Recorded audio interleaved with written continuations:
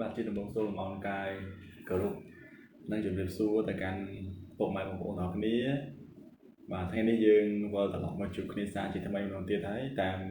អ្វីដែលយើងបានសន្យាមួយគ្នាការការពារការឡើងជាតិអាស៊ីតណាបងប្អូនបាទការការពារការឡើងលើសចំនួនជាតិអាស៊ីតនៅក្នុងឈាមអញ្ចឹងតើបងប្អូនអ្នកខ្លះកំពុងតែមានបញ្ហាលើអាស៊ីតឬក៏បងប្អូនអ្នកខ្លះដែលមានគ្រួសារកំពុងតែលើអាស៊ីតបងប្អូនឬបងប្អូនអត់ទាន់មានបញ្ហាការលើសជាតិអាស៊ីតទេបងប្អូនយល់ដឹងដើម្បីការពារខ្លួនឯងណាយើងទៅជាមួយគ្នានៅក្នុងការចែករំលែកពាក់ព័ន្ធនឹងការការពារការលើសជាតិអាស៊ីតនៅក្នុងឈាមអញ្ចឹងណាបងប្អូនបាទអញ្ចឹងយើងទៅទាំងអស់គ្នាជាមួយនឹងការការពារការលើសជាតិអាស៊ីតកាលពីម្សិលមិញយើងបានចែករំលែកជាមួយគ្នាហើយពាក់ព័ន្ធនឹងមូលហេតុដែលនាំឲ្យយើងមានលើសជាតិអាស៊ីតនៅក្នុងឈាមអញ្ចឹងថ្ងៃនេះយើងនឹងចែករំលែកគ្នាអំពីការការពារតែយើងត្រូវការពារយ៉ាងម៉េចខ្លះដើម្បីឲ្យយើងទាំងអស់គ្នានឹងបានគេចផុតពីបញ្ហានៃការលើសជាតិអាស៊ីតអញ្ចឹងសម្រាប់ការការពារជាមធ្យោបាយដ៏ល្អបងប្អូនគួរតែកាត់បន្ថយសម្រាប់អាហារដែលសម្បូរទៅអាហារឬក៏ភេសជ្ជៈដែលសម្បូរទៅដោយជាតិពូរីនណាពោះដែលបណ្ដាលឲ្យជាញឹកញាប់ដែលគេឃើញដូចជាពពួកអាហារ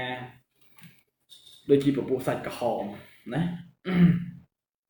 សាច់ក្រហមគេឃើញជាប្រភេទអាហារសម្បូរទៅដោយជាតិពូរីន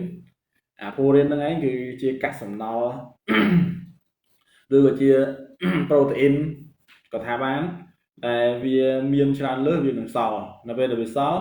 វាទៅនៅតម្រងនោះឬក៏នៅក្នុងសាឡាក់ដែលធ្វើឲ្យយើងឈឺចាប់អញ្ចឹងដើម្បីគេចផុតឬក៏ការពារដើម្បីកុំឲ្យបងប្អូនទាំងគ្នាមានបញ្ហាការលើសជាតិអាស៊ីតនៅក្នុងឈាមទីមួយបងប្អូនគួរតែជៀសវាងជាមួយនឹងអាហារសាច់ឲ្យបានច្រើនណាមិនមែនថាអត់ឲ្យញ៉ាំសោះទេគឺញ៉ាំប៉ុន្តែកុំឲ្យញ៉ាំច្រើនពេកអ្នកខ្លះរាល់ថ្ងៃអីចឹងតែណាហើយពេលញ៉ាំនេះគឺញ៉ាំច្រើនទៀតអ្នកខ្លះញ៉ាំសាច់សុទ្ធអ្នកខ្លះចូលចិត្តញ៉ាំសាច់ចឹងណាចឹងនេះគឺជាអ្វីដែលបងប្អូនទាំងអស់គ្នាគួរដឹងអំពីបញ្ហាសុខភាពខ្លួនឯងចឹងសម្រាប់ដើម្បីជួយទៅដល់ដើម្បីការពារឬក៏ជួយទៅដល់បញ្ហាការឡើងជាតិអាស៊ីតនៅក្នុងរាងកាយរបស់យើងនឹងបងប្អូនត្រូវតែប្រុងប្រយ័ត្នជាមួយនឹងការញ៉ាំប្រភេទសាច់ណាបងប្អូនជាពិសេសសាច់ក្រហមណាសាច់គោសាច់អីហ្នឹងសិតតែមានខ្ពស់ហើយអញ្ចឹងការញ៉ាំត្រូវតែញ៉ាំឲ្យបានត្រឹមត្រូវទៅតាមកម្រិតស្តង់ដារដែលរាងកាយរបស់យើងត្រូវការហើយកុំញ៉ាំរាល់ថ្ងៃហើយកុំញ៉ាំច្រើនពេកណាបងប្អូនអានឹងទី1ពាក់ព័ន្ធនឹងសាច់ក្រហមចំណែកទី2ពាក់ព័ន្ធនឹងសរីរាង្គមួយចំនួនដូចជាថ្លើមណាបងប្អូនឲ្យតែថ្លើមគឺ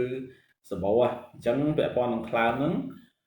បងប្អូនដែលចូលចិត្តញ៉ាំថ្លើមក៏បងប្អូនទាំងអស់គ្នាប្រឈមដែរអញ្ចឹងសម្រាប់វិធីសាស្ត្រនៅក្នុងការការពារបងប្អូនទាំងអស់គ្នាត្រូវតែកាត់បន្ថយជាមួយប្រភេទថ្លើមណាអាហារប្រភេទថ្លើមតែមិនមែនចង់និយាយថាមិនអត់សុទ្ធទេយើងញ៉ាំពីព្រោះនៅក្នុងសាច់នៅក្នុងថ្លើមក៏មានសារធាតុមួយចំនួនដែលមានសារធាតុចាំបាច់ដែលរាងកាយរបស់យើងត្រូវការដែរប៉ុន្តែបើសិនជាយើងញ៉ាំច្រើនពេកវានឹងសល់អញ្ចឹងហើយធ្វើឲ្យរាងកាយរបស់យើងមានបញ្ហាត្រឡប់មកវិញអញ្ចឹងណាបងប្អូនបាទអញ្ចឹងទី2ចំណែកទី3ពាក់ព័ន្ធនឹងគ្រឿងស្រវឹងដើម្បីការពារបងប្អូនទាំងគ្នាកុំឲ្យមានបញ្ហាការឡើងជាតិអាស៊ីតពាក់ព័ន្ធនឹងគ្រឿងស្រវឹងបងប្អូនគួរតែបញ្ឈប់ឬក៏កាត់បន្ថយជាពិសេសនៅក្នុងរដូវកាលនេះណាជារដូវកាលបុណ្យចូលឆ្នាំណាបងប្អូនជាច្រើនគឺគាត់រាល់ថ្ងៃហ្មងជប់លៀងរាល់ថ្ងៃញ៉ាំរាល់ថ្ងៃអញ្ចឹងយើងបានដឹងហើយសិលមិញពាក់ព័ន្ធនឹងការញ៉ាំច្រើនក៏ជាមូលហេតុដែលនាំឲ្យយើងទាំងគ្នាមានបញ្ហាការឡើងជាតិអាស៊ីតខ្ពស់ដែរអញ្ចឹងសម្រាប់បងប្អូនដែលចង់ការពារខ្លួនឯងឲ្យគេចផុតពីបញ្ហាការលើសជាតិអាស៊ីតគួរតែកាត់បន្ថយការញ៉ាំស្រាឬក៏តណាបងប្អូនឬក៏ឈប់ណាអញ្ចឹងបើសិនជាឈប់មិនបានទេកុំញ៉ាំច្រើនពេកណាកុំញ៉ាំរាល់ថ្ងៃពេកអញ្ចឹងណាបងប្អូនអញ្ចឹងដើម្បីសុខភាពបងប្អូនទាំងគ្នាគួរតែប្រុងប្រយ័ត្ននៅក្នុងការញ៉ាំស្រាជាពិសេសគឺប្រភេទស្រាបៀរដែលគេឃើញមានជាតិពូរីននឹងច្រើនដែលធ្វើឲ្យជាតិអាស៊ីតនៅក្នុងរាងកាយរបស់យើងនឹងកើនឡើងខ្ពស់អញ្ចឹងបងប្អូនទាំងគ្នាដឹងហើយថា ពាក់ព័ន្ធនឹងការឡើងជាតិអាស៊ីតហ្នឹងវានឹងមានផលរំខានទៅកាន់បងប្អូនខ្លាំងមែនទែនវាអាចធ្វើឲ្យបងប្អូនទាំងអស់គ្នា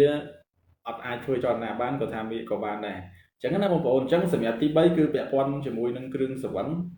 ណាស្រាជាពិសេសស្រាបៀរអញ្ចឹងបងប្អូនបាទសម្រាប់ចំណុចទី4គឺពាក់ព័ន្ធភេសជ្ជៈមួយចំនួនណាដែលសម្បូរទៅដោយជាតិ fructose ណាបាទណាអាហារភេសជ្ជៈកំប៉ុងភាគច្រើនគឺសម្បូរចឹងបងប្អូនទាំងអស់គ្នាគួរតែប្រុងប្រយ័ត្នឲ្យមែនទែនបងប្អូនជាទូទៅភេសជ្ជៈគឺជាគេហៅ energy drink ណាគឺជាភេសជ្ជៈផ្ដល់នូវថាមពលប៉ុន្តែអ្វីដែលជាអកុសលយើងឃើញថាបងប្អូនយើងគាត់អត់ធ្វើការអីក៏គាត់ញ៉ាំដែរមិនថាគាត់ញ៉ាំលេងទៅវិញអញ្ចឹងនៅពេលដែលយើងញ៉ាំបែបនោះវាធ្វើឲ្យសារធាតុពូរីនហ្នឹងវានៅច្រើននៅក្នុងរាងកាយរបស់យើងអញ្ចឹងវានៅសល់ចឹងវានៅសល់វាធ្វើឲ្យអាស៊ីតអ៊ុយរិកហ្នឹងវាមានច្រើននៅក្នុងឈាមរបស់យើងអញ្ចឹងណាអញ្ចឹងវានឹងធ្វើឲ្យបងប្អូនទាំងអស់គ្នាមានបញ្ហាអញ្ចឹងដើម្បីការពារបងប្អូនបានគេចផុតពីបញ្ហានៃការឡើងជាតិអាស៊ីតហ្នឹងបងប្អូនទាំងអស់គ្នាគួរតែគិតគូរឲ្យមែនទែនពាក់ព័ន្ធនឹងការញ៉ាំអាហារកំប៉ុងណាភេសជ្ជៈកំប៉ុងភេសជ្ជៈបើកម្លាំងហ្នឹងបើសិនជាបងប្អូនអត់ធ្វើការទេកុំញ៉ាំអីណាល្អបំផុតសម្រាប់សុខភាពណាបងប្អូនហើយសម្រាប់ហារកំប៉ុងនេះមិនមែនតែបញ្ហាការឡើងជាតិអាស៊ីតតែមួយទេយើងឃើញមានបញ្ហាសុខភាព2 3 4ហើយដែលយើងចែករំលែកគ្នារយៈពេល2 3ខែនេះយើងឃើញថាការញ៉ាំអាហារកំប៉ុងក៏ជាមូលហេតុមួយចម្បងសម្រាប់បញ្ហាជំងឺសុខភាពផ្សេងហ្នឹងដែរអញ្ចឹងបើសិនជាបងប្អូនអាចតោមបានឬក៏ញ៉ាំដោយត្រឹមត្រូវទៅតាមលក្ខខណ្ឌឬគោលការណ៍នៃរាងកាយត្រូវការបងប្អូនអាចគេចផុតពីជំងឺមួយចំនួនណាបងប្អូនអញ្ចឹងសុខភាពបងប្អូនមានសុវត្ថិភាពណាតែជាមួយនឹងការរបបអាហារទាំងអស់ហ្នឹងអញ្ចឹងបងប្អូនហើយទី5គឺពាក់ព័ន្ធនឹងអាហារសមុទ្រណាដូចគេឃើញមានដូចជាខ្យងដូចជាបង្កបង្គាហ្នឹងវាសម្បូរយ៉ាងហ្នឹងណាអញ្ចឹងពាក់ព័ន្ធនឹងអាហារសមុទ្រហ្នឹងបងប្អូនទាំងអស់គ្នាគួរតែញ៉ាំដោយមានការប្រុងប្រយ័ត្នឲ្យមែនទែនបាទញ៉ាំឲ្យមានឲ្យដោយការប្រុងប្រយ័ត្នឲ្យមែនទែនបាទជាមួយនឹងបញ្ហាអាហារទាំងអស់ហ្នឹងបងប្អូនណាគឺត្រូវតែញ៉ាំដោយគិតគូរហើយពីសុខភាពខ្លួនឯងកុំឲ្យខ្លួនឯងចូលចិត្តចេះតែញ៉ាំទៅញ៉ាំអត់គិតណាអានឹងវាជាបញ្ហាប៉ុន្តែបើសិនជាយើងជាអ្នកដែលនៅអត់នៅក្បែរសមុទ្រយើងមិនសូវមានអាហារនឹងញ៉ាំច្រើនទេជាពិសេសបងប្អូនដែលរស់នៅក្បែរសមុទ្រគាត់អាចសម្បូរប្រភេទអាហារទាំងអស់នឹងញ៉ាំអញ្ចឹងគាត់ក៏ជាក្រុមមនុស្សដែលអាចប្រឈមជាមួយនឹងជំងឺការនៃបញ្ហានៃការឡើងអាស៊ីតដែរអញ្ចឹងណាបងប្អូនបាទអញ្ចឹងសម្រាប់វិធីសាស្ត្រនៅក្នុងការការពារទី5គឺពាក់ព័ន្ធនឹងប្រភេទអាហារសមុទ្រអញ្ចឹងណាអញ្ចឹងបងប្អូនដែលចូលចិត្តអាហារសមុទ្រអ្នកខ្លះញ៉ាំអាទិត្យ3 4 5 6ដងហ្នឹងគួរតែ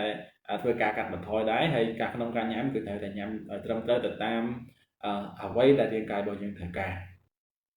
ចឹងបងប្អូនអញ្ចឹងអានឹងពាក់ព័ន្ធនឹងរបបនៃការរស់នៅប្រចាំថ្ងៃហើយទី6គឺពាក់ព័ន្ធនឹងការធ្វើលំហាត់ប្រាណបងប្អូនយើងបានចែករំលែកជាមួយគ្នាច្រើនបញ្ហាសុខភាពមកហើយ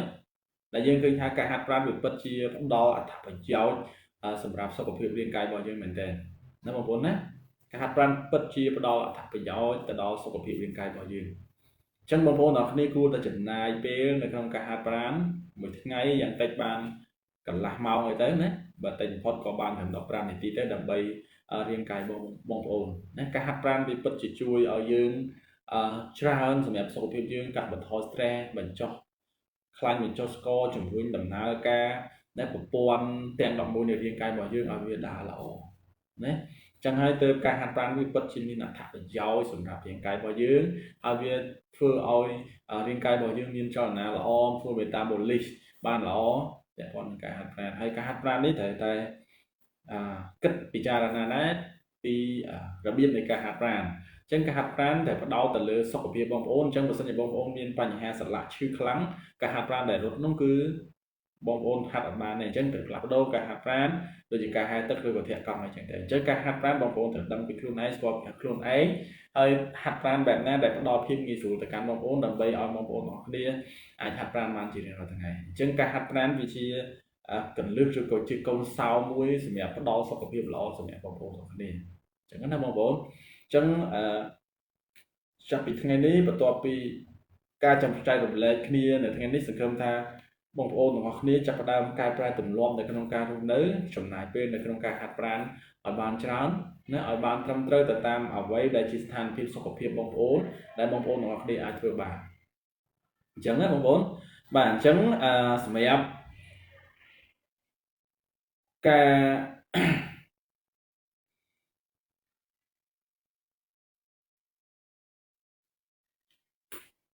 hát brand នេះវាពិតជាសំខាន់សម្រាប់រាងកាយដែលវាជួយបញ្ចុះជាតិពូរីនឬក៏ជាតិអាស៊ីតនឹងពីក្នុងរាងកាយរបស់យើងនឹងបានល្អណាឲ្យទៀបឲ្យវាអាចចេញទៅតាមញើសតាមអីចឹងទៅឬទៅតាមតម្រងនោមនៅពេលដែលយើងឲ្យធ្វើចលនាបានល្អប្រសើរវានឹងជួយយើងឲ្យជាតិពូរីននឹងវាធ្លាក់ចុះទៀបណានឹងនាំឲ្យសុខភាពរបស់យើងទូទៅនឹងល្អប្រសើរចឹងណាបងប្អូនអញ្ចឹងសម្រាប់ការចែករំលែកជាមួយនឹងវិធីសាស្ត្រនៅក្នុងការការពារបងប្អូនទាំងគ្នាគិតពីបញ្ហាលើសជាតិអាស៊ីតគឺមានតែ6ចំណុចហ្នឹងទេអញ្ចឹងខ្ញុំរំលឹកបងប្អូនដើម្បីបងប្អូនទាំងគ្នាងាយចាំណាមួយទី1គឺបងប្អូនដើម្បីការពារបងប្អូនទាំងគ្នាបានគេចផុតពីបញ្ហាការលើសជាតិអាស៊ីតទី1គឺបងប្អូនទាំងគ្នាគួរតែជៀសវាងជាមួយនឹងសាច់ប្រភេទសាច់ក្រហមតែមិនមែនជិះសុទ្ធទេអញ្ចឹងណាមកទឹកម្ដងពីរដងហើយញ៉ាំកុំញ៉ាំច្រើនញ៉ាំទៅតាមអ្វីដែលរាងកាយរបស់យើងត្រូវការណាកុំញ៉ាំតាមចង់អានឹងទី1ទី2ពាក់ព័ន្ធនឹងអាហារដែលដូចជាប្រភេទថ្លើម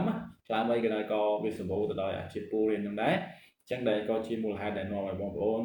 ឡើងអាស៊ីតខ្ពស់អញ្ចឹងដើម្បីការពារបងប្អូនគួរតែកាត់បន្ថយឬក៏ជៀសវាងជាមួយនឹងប្រភេទអាហារថ្លើមមួយច្រើនមិនមែនអត់សុទ្ធទេញ៉ាំប៉ុន្តែកុំឲ្យញ៉ាំច្រើនដូចគ្នាពាក់ព័ន្ធនឹងគ្រឿងសង្វឹងណាដូចជាពិសេសស្រាបៀរបងប្អូនជាពិសេសនៅក្នុងអំឡុងពេលចូលឆ្នាំខ្មែរនេះគឺ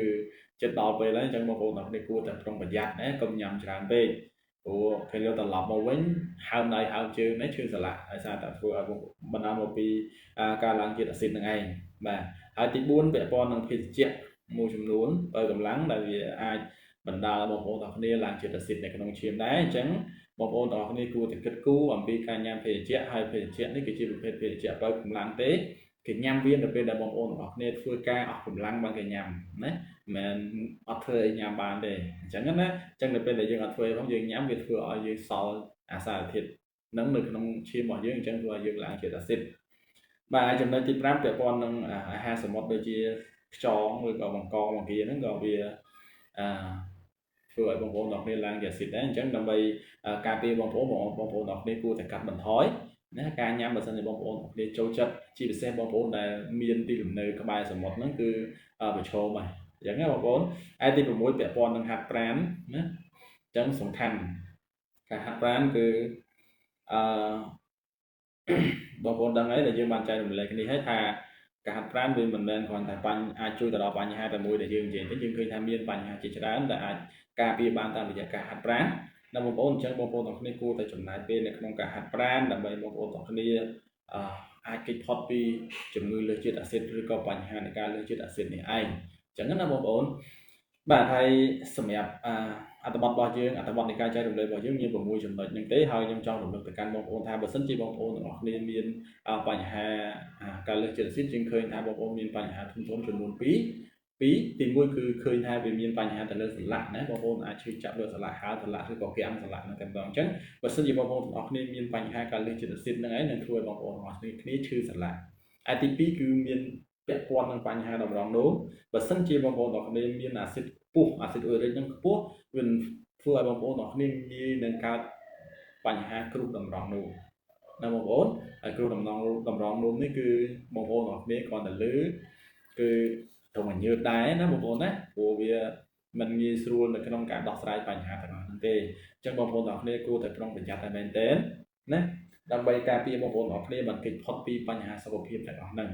អញ្ចឹងណាបងប្អូនអញ្ចឹងសម្រាប់អត្ថបទរបស់យើងមានតែប៉ុណ្្នឹងទេសម្រាប់ថ្ងៃនេះហើយខ្ញុំបាទសូមអរគុណបងប្អូនទាំងគ្នាសម្រាប់ការតាមដានទស្សនានៅវីដេអូថ្ងៃនេះចម្ងល់សំណួរឲ្យបងប្អូនអាចសួរបានអញ្ចឹងជាចុងក្រោយខ្ញុំបាទសូមអរកាយជម្រាបលាបងប្អូនតែប៉ុណ្ណេះសិនហើយយើងនឹងវិលត្រឡប់មកជួបគ្នាសាជាថ្មីម្ដងទៀត